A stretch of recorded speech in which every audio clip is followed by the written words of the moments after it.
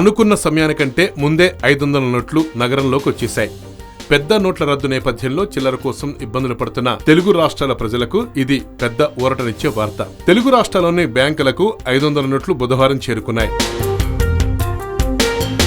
ఇప్పటి వరకు 2000 నోట్లను మాత్రమే పొందిన ప్రజలు ఏటీఎంల నుంచి ఇక 500 నోట్లను కూడా తీసుకోవచ్చు. హైదరాబాద్ లో రిజర్వ్ బ్యాంక్ ప్రాంతీయ కార్యాలయం ఈ నోట్లను అన్ని బ్యాంకులకు విడుదల చేసింది. అయితే వీటిని బ్యాంకుల్లో ఖాతాదారులకు ఇవ్వొద్దని, కేవలం ఏటీఎంల ద్వారానే పంపిణీ చేయాలని కోరింది. హైదరాబాద్ లోని బ్యాంకులకు దాదాపు 100 కోట్ల వరకు 500 నోట్లు వచ్చి ఉంటాయని అధికారులు తెలిపారు. 2000 నోటు మాదిరిగా 500 నోటు కూడా కాస్త చిన్న సైజులో ఉండటంతో వీటిని ఏటీఎంలో అమర్చాలంటే కొన్ని మార్పులు చేయాల్సి ఉంటుందని బ్యాంక్ అధికారులు చెప్తున్నారు. ఈ మార్పుల తర్వాత గురువారం నుంచి ఏటీఎంలో ఈ నోట్లు పూర్తిగా అందుబాటులోకి వస్తాయని ఓ సీనియర్ బ్యాంక్ అధికారి వెల్లడించారు.